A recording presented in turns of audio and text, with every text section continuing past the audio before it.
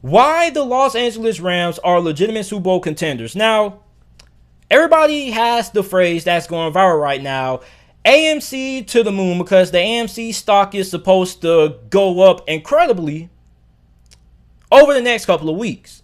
Now, you know an NFL's team whose stock a lot of you guys should be investing in? A lot of you guys are putting a lot of money into AMC, but you need to be putting a lot of money into the LA Rams this year, because the LA Rams are probably the second best team in the NFC right now behind Tampa Bay. I think they have the best chance to beat Tampa Bay out of any other team in the NFC. So if you were to ask me, JT, who do you think is going to be your early 2021 NFL Conference Championship game prediction? I think it probably would be between Tampa Bay and the LA Rams, because you look at the addition of Matthew Stafford, and I've made like 3 videos actually this whole entire offseason talking about Matthew Stafford's impact. Listen, Matthew Stafford is going to put up MVP numbers for the Rams.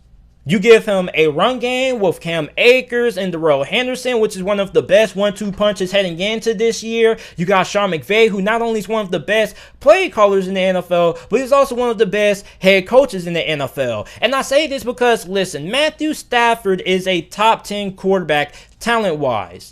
A lot of people don't know that, because a lot of people just look at Matthew Stafford and how he was held back by the supporting cast and the lackluster front office that he had to work with in Detroit. So he goes to LA Rams. He has everything that he never had with the Detroit Lions. I look at Matthew Stafford as a guy who not only is going to make a lot of people go, wow, what was Detroit doing with Matthew Stafford? But he's also going to be a guy who's going to make this a team that's definitely capable of being able to compete with the Tampa Bay Buccaneers, because I believe that the LA Rams last year should have been in the conference championship game. I believe that they should have been playing against the Tampa Bay Buccaneers in last year's 2020 NFC Championship game. Not the Packers. I believe they were a better team than the Green Bay Packers, but Jared Goff held them back. And I don't like the single out players. You get what I'm saying? I try to, be pretty fair, but I definitely believe that Jared Goff was the biggest reason why the Rams did not make it to the NFC Championship. And I know football is a team sport. I know a lot of you Rams fans, a lot of Lions fans probably going to watch this video because they know I'm going to be talking about Matthew Stafford. They're going to be like, JT, it's a team game. You can't put it all on Jared Goff. I understand that. But Jared Goff does deserve at least 60% of the blame last year. And I don't want to hear anything about no injuries or whatnot, because when he was healthy, he was inconsistent.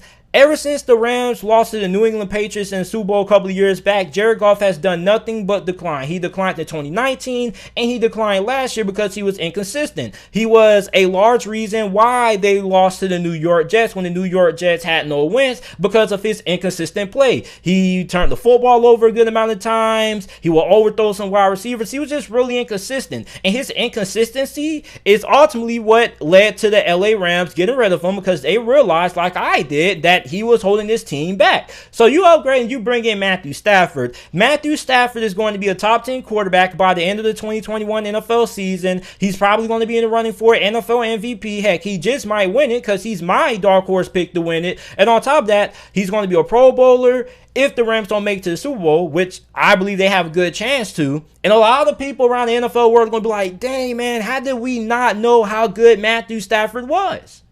Matthew Stafford is going to have his full talents on display in LA. I feel like Matthew Stafford has untapped potential. And that may sound crazy, because Matthew Stafford has been in the NFL for a pretty long time, but he now has a coach who is an offensive-minded guru who's going to be able to bring the most out of Matthew Stafford. Like, Matthew Stafford is going to play out of this world this year for the Rams. I really believe that we have not fully seen Matthew Stafford's full potential because he was held back in Detroit. Now this year, with everything the Rams have, he's going to be Matthew Stafford, he's going to be a different version of Matthew Stafford. Everybody's going to remember the Matthew Stafford from Detroit. But after this year, you're going to remember a different Matthew Stafford. This year, after this season is all said and done, it's going to make you look back on Matthew Stafford. You're going to be like, dang, man, Detroit really couldn't win with this? Really? So you look at the wide receivers, you got Cooper Kupp, you got Van Jefferson, you got Robert Woods, you got Tutu Atwell. This is one of the best wide receiver positions in all of the NFL. Cooper Kupp, Robert Woods, we know how good those guys are. Cooper Kupp is arguably one of the better wide receivers in the NFL. Some people may say top 10. You got Robert Woods there. You got Van Jefferson. Van Jefferson's a guy who I think could be in for a really big season. I think he could be a breakout player this year because he had a pretty solid rookie year. Now, you also got Deshaun Jackson, who is a older guy. He's more of a veteran in his wide receiver room. He's probably going to be like a mentor to some of the younger guys like Van Jefferson and Tutu Atwell. But despite being up there in age, he's still one of the best deep threats in the NFL, which may sound crazy, but when he was on the field for Philadelphia, he produced. Now, obviously, injuries are going to be the biggest question mark when it comes to Deshaun Jackson, but I think he should be able to stay healthy this season because it's not like the Rams are asking him to be their number 1 or their number 2 and not even their number 3 wide receiver. He's probably going to be their 4th best wide receiver heading into their 2021 NFL season. So with him being their 4th best wide receiver, he is going to be on the field all that much. So with him not being on the field all that much and with his snaps being limited, he's going to have less opportunities to end up getting injured. And when it comes playoff time, I think Deshaun Jackson could be a valuable piece later on in the season for the LA Rams as they try to make their Super Bowl run.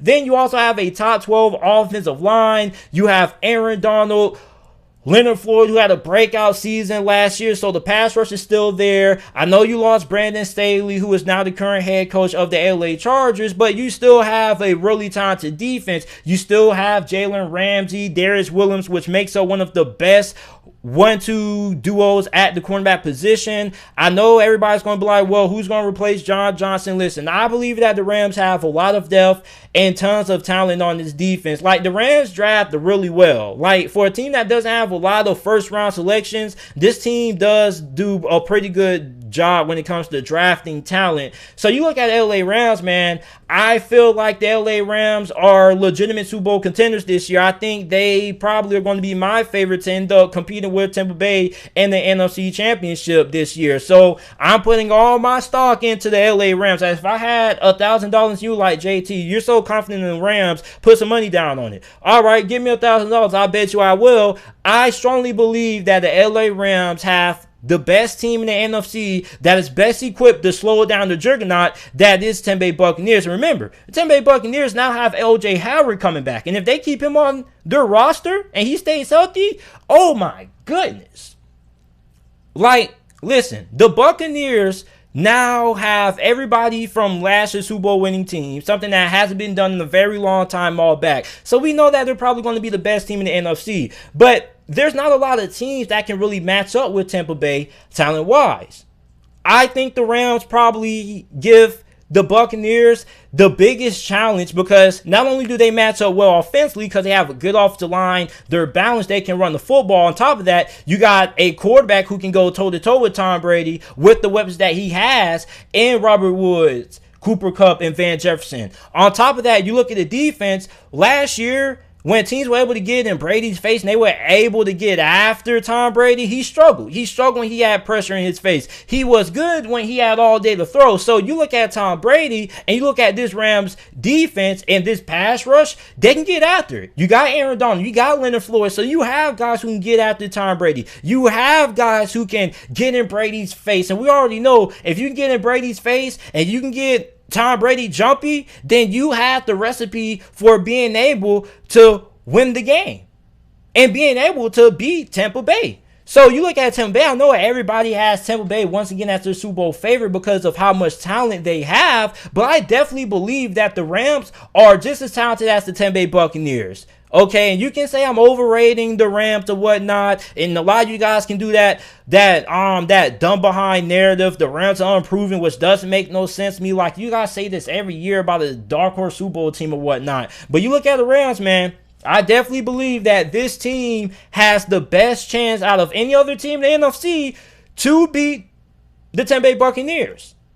So you look at Green Bay, even if Aaron Rodgers comes back, I doubt Green Bay can still get the job done. You got San Francisco who could make a comeback, but I'm putting all my stock and all my money and all my confidence into the LA Rams, and I definitely do believe that they have a very good chance to beat Tampa Bay. If they were playing Tampa Bay right now, they probably would be like a 3-point underdog against Tampa Bay. At least that's what I think. Because, listen, I understand Tampa Bay is the most talented team in the NFL, but the Rams are not that far away from being as talented as what the Buccaneers are. So I definitely believe that the LA Rams are legitimate Super Bowl contenders. And I said this last year. I said that the LA Rams were my pick to win it all during the middle of the season. And ultimately that didn't happen because Jared Goff's inconsistent performances. But now Matthew Stafford, he's going to elevate this Rams team to new heights. And the Rams, I expect them to be in the NFC Conference Championship game come January, playing against the Tampa Bay Buccaneers. Screen record this, screenshot it, do whatever you got to do, save this video, and we're going to come back to it. And when the Rams are going to be facing off against the Tampa Bay Buccaneers in the NFC Conference Championship game, I can tell all you guys, I told you so. This is one of the best teams in the NFL. They're complete in my opinion. I know they have some questions at linebacker and whatnot, but I still think that this is one of the better teams in all of the NFL, one of the 5 best teams in the NFL. And on top of that, I feel like they have the best chance out of any other team in the NFC to actually challenge Tampa Bay with how this team is built. So let me know how you guys feel about the LA Rams. Do you guys feel like the LA Rams are legitimate Super Bowl contenders? Do you guys think I'm overrating the LA Rams? Let me know. So this is it for this episode of the JT Sports Podcast.